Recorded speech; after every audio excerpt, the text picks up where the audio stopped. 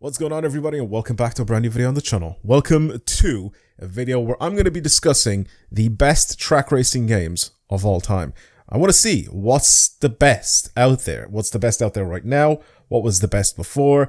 What is good and what isn't good? And of course, I'm going to be talking to you guys, as in this is a discussion. So if you guys have any opinions, any suggestions, or sorry, not suggestions, but any opinions, if you disagree with me, if you agree with me, whatever, leave your comments down below. I always read them, and like I said, it's a discussion, so back and forth. So if you guys have any of your own opinions to say, leave them down below in the comments. Anyway, in the background, you guys are going to be watching me absolutely trash this Nissan GTR, this new Nissan GTR that they added in Gran Turismo 7, and I took it out on a little bit of track racing. Also, a little bit later on, you'll see a little bit of a brown moment happening, brown pants moment going on with this thing. So yeah, you guys will see not only the cockpit but also the exterior as well later on in the video. So that's what the gameplay is going to be about, but I'm not really going to be discussing the gameplay at all.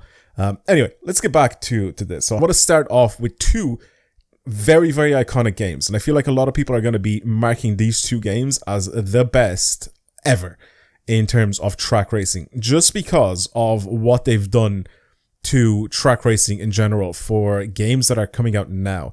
Like, these two games have made such massive waves, and they still remain in people's minds as being some of the best, if not the best, track racing ever. And it has nothing to do with how realistic it is, but just the experience and the fun that people had when they played these games. And these two are two rival games, one of them being Gran Turismo 4 and the other one being Forza Motorsport 4. Now, both of these are kind of on different, I guess, platforms, different systems, so they're not really going hand in hand. Gran Turismo 4, I think, is a little bit older than Forza Motorsport 4, but just for their respective franchises, for their respective brand, Gran Turismo 4 was, like, for a lot of people on PlayStation, the game. Like, everybody played it. Everybody wanted to play it. It was the car game. We didn't have many open world racing games at the time, so Gran Turismo 4, when that came out, it was like, this is sick, right? Gran Turismo 3, which I played a lot of, was really good, and then Gran Turismo 4 just turned Gran Turismo 3 into like a much better version of itself, and it was an absolute hit. Everybody loved playing Gran Turismo 4. Like I said, to this day, people still try to claim this as being one of the best racing games of all time. Track racing games, anyway. And then let's talk about Forza Motorsport 4. We can't not talk about Forza Motorsport 4. This is an iconic game. People still compare modern Forza Motorsport games now to Forza Motorsport 4, and they want it to go back to the way that was. The amount of cars and tracks. We had customization. We had very good car sounds. We had good drifting and everything. People adored Forza Motorsport 4, and rightfully so. Like, it was, at the time, an absolute masterpiece when it released, and it was perfect. Like I said, everybody loved it. So what happened? What happened to the downfall of these racing games? I mean, honestly, I don't think it is a downfall in the Gran Turismo side. I feel like in the Gran Turismo side, they had a few iffy years where they ended up releasing kind of Gran Turismo Prologue, and then Gran Turismo 5 came out, which was good. Graphics were really good, but then they still kind of kept the Gran Turismo 4 car models in it. They had like the premium cars and then the standard cars, which is very strange, if you guys remember that. And it was just a little bit weird. And then Gran Turismo 6 was kind of like a more polished version of Gran Turismo 5, which again was just really weird. So we don't really have many good games when it came out after GT4. Then we had GT Sport, which is kind of a lot of people didn't even consider it being like a proper Gran Turismo. And then now we have GT7, which in my opinion is the best modern track racing game that we have. I think Gran Turismo 7 is up there as being the best in my opinion, because of what you can do in it, the amount of content that's in it. You can do online races, you can do offline races, there's lots of tracks, you can do rally racing, you can do drifting, whatever it is that you can think of, you can do it in this game, as long as it's on a track, and it is brilliant. It has a lot of customization, has a lot of wheels. You can, like I said, turn your regular normal cars into race cars as much as you want in this game. It just has such a good vibe about it, and don't even get me started about the visuals. Oh my god, this game is absolutely beautiful. There is, I don't know how many other games, not even just racing games, I don't know how many other games in general have graphics as and details as good as Gran Turismo 7. If you have never played it on a PS5, if you've never played the game and you've never tried it out for yourselves, genuinely, if you get a chance to try it, it'll change your opinion fully on the Gran Turismo 7 game. If you've never played it and you still think that Forza Motorsport 8 or whatever, the newest Forza Motorsport is the king, because my god is it not. We had, again, a few iffy years with Forza Motorsport when it came out, with Forza Motorsport 5, which is a little bit of a flop because they kind of, I think, threw it out unfinished at people, so everybody would buy the Xbox One at the time, which is exactly what I did. I ended up buying the Xbox One with Forza Motorsport 5 attached to it, and that was added in. And then we had Forza Motorsport 6, which got a lot better. And we had Forza Motorsport 7, which, in my opinion, is the best Forza Motorsport out there. There's so much stuff, and the graphics look great, and it was just a fantastic game to play. And then the massive downfall of Forza Motorsport 8, or whatever, the newest Forza Motorsport. I'm not going to call it 8 because they are trying to like rebrand, I guess, again, and then just start from scratch or something. I don't know. Is the next Forza Motorsport going to be called Forza Motorsport 2? Because that already exists, so it makes no sense. I don't know what they're doing with their naming scheme. Regardless, Forza Motorsport, the newest one, is just not it. I mean, it's been over a year now, and the game is just still just not anywhere near where it should have been at launch. Not even now, but at launch. So it's very sad to see, to be honest. But then, if we move over to the argument of having games as realistic as possible if you're trying to go track racing. So what about proper simulators? What about stuff like iRacing? What about stuff like Assetto Corsa? Those kind of concentrate a lot on a very specific thing. They don't really care a lot about other things. So if you want a car game that's as real as you can possibly get to real life, you will need a rig though. You will need a wheel, you'll need, you know, pedals and all that sort of stuff. You will need a proper rig if you want to experience how good the handling physics are on these games. And I feel like not a lot of people are able to get it, right? Not a lot of people are able to have access to crazy, ridiculous, mad expensive rigs to be able to experience these games as they should be.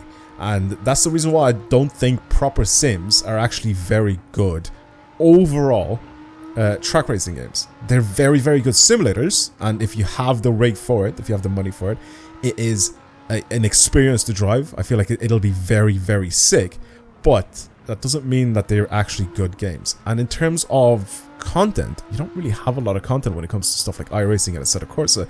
Assetto Corsa is only good because of the mods that people have done to it. Assetto Corsa is a bit bland if you just play the regular version of the game.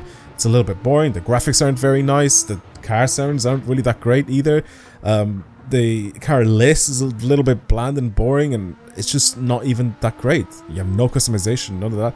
Like, you can change a few things here and there when it comes to you know, tuning the car and stuff like that, but that's kind of it, right? You don't really have a ton to do in that game. So again, without mods, Assetto Corsa is just not a great game in general.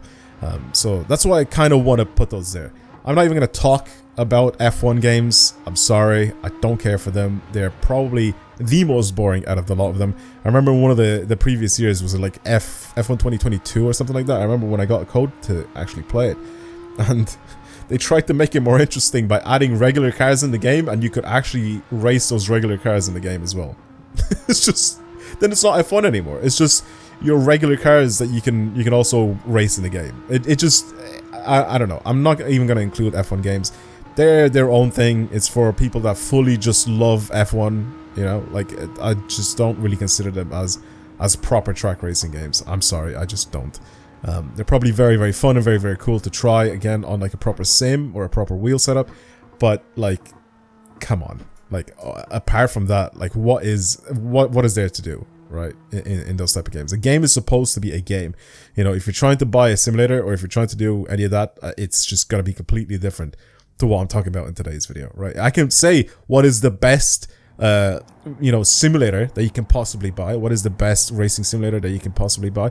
Then we can probably throw it into the equation and we can talk about it a little bit more. But then again, you still have the option to only drive F1 cars, which is kind of you know. So I'm gonna just throw F1 in the bin. That's just not even gonna happen.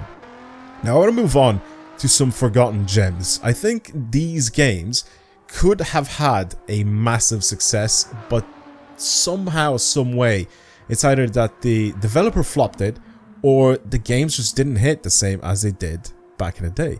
And I have 3 games that are on this list because I wanted to kind of talk a little bit about them.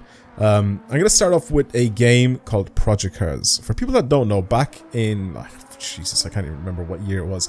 But back in the day, Project Cars came out and it looked fantastic. For when it was released, the actual graphics and everything for it, it was beautiful, right? Then you had a lot of, tracks, and you had a lot of cars to drive on tracks. But they had one big issue, one big problem with this game. You were kind of very limited on, I think you couldn't actually do any sort of customization or anything like that. You were kind of limited on the amount of cars that you had. Super similar to how Assetto Corsa was. And the game was almost unplayable on the controller. I've had to make a tutorial, I remember, on how to play this game on a controller. And it was not great. And I feel like the issue with that is it's a game that came out also on consoles, right? So it wasn't just like a PC only game where you kind of have to play with a wheel. It also came out on consoles, and here's the big kicker: the majority of the people that will end up playing this game or playing games like this are going to be on a controller.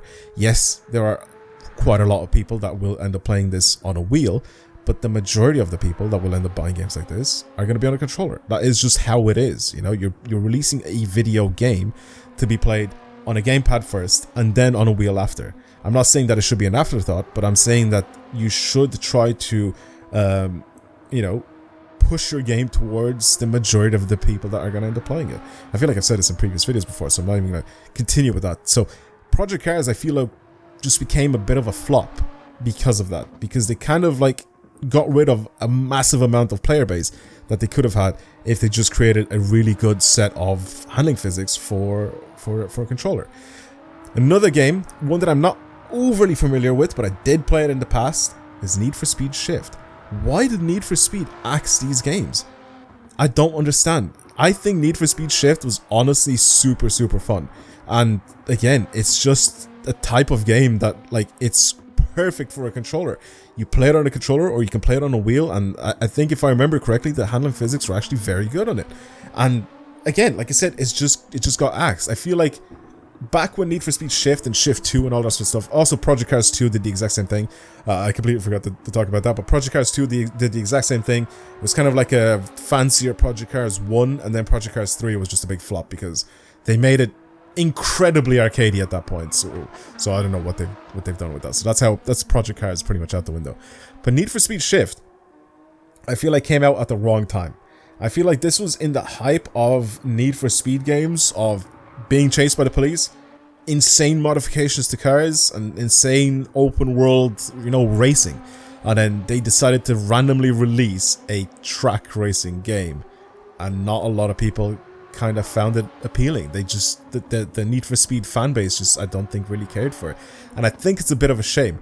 I think if now they somehow ended up releasing a new Need for Speed Shift, I think it could possibly do bits, because the amount of games that we have for track racing right now that are good on controller, for example, that could appeal to a lot of people, is pretty much 2 games. We have Gran Turismo 7, and we have the new Forza Motorsport. Apart from that, I don't think there are any other games that are out there right now that you could do what those 2 games are doing. So Need for Speed Shift, I think, could be a big shout. I don't know. I feel like it could do really well with a new Need for Speed Shift. I think Need for Speed Shift 2 came out as well, and that was, again, pretty much, I think, the very same story as Need for Speed Shift 1.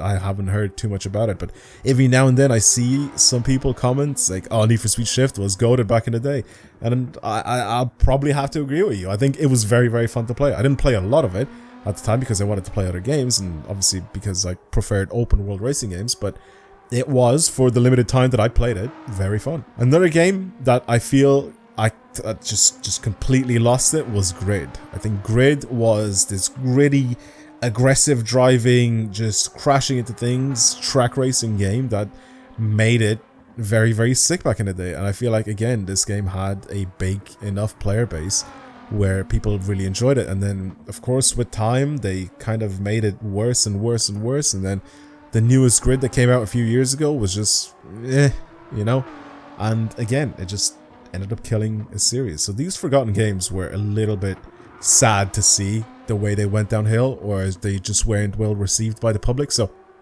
it's a bit sucky with that. But there is a brand new game that's coming out, which I'm very much looking forward to. It's coming out in a few months, and that is Assetto Corsa Evo. Now this is obviously going to be a rival to Gran Turismo 7 and the new Forza Motorsport. I'm pretty sure this game is also going to come out on pretty much every platform available, which means that unlike the original Assetto Corsa or Assetto Corsa Competizione, we could possibly get a very, very good handling physics engine, I guess, or whatever, however it is, for people on the controller. I do still have a wheel, and I'm going to be playing it on a wheel as well, but I wonder what it's going to be like. I hope that they do a really, really good job, because first of all, it looks fantastic. If you've seen any of the trailers so far, it looks beautiful. So that's very, very good. That's also a massive step up from the original Assetto Corsa, which looks a bit like a potato, but if they continue to have the same handling physics as it did on regular Assetto Corsa for the wheel, then I think you're going to keep the existing fan base and probably even get some new people. But if you also make it so it's very good on the controller, especially if it's coming out on the PS5 and the PS5 Pro and the new Xbox Series, whatever, I think you're going to have some really, really good, a really, really good game that could rival the two games that are out right now, which is GT7 and Forza Motorsport 8. So in my opinion, as of right now, the best track racing game that you could play is what you're watching in the background, and that is Gran Turismo 7. I don't think anything really beats it at this point. If you want something that's a little bit more simulated, obviously go for like something like Assetto Corsa or iRacing, but I don't think overall as an experience and as a game with content in it, Gran Turismo 7 just clears it. I'm pretty sure. It's just, there's nothing else out there right now that's anywhere near it.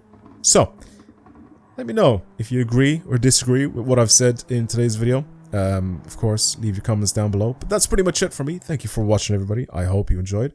And I guess I'll chat to you guys in the next video. Goodbye, everyone. Peace out.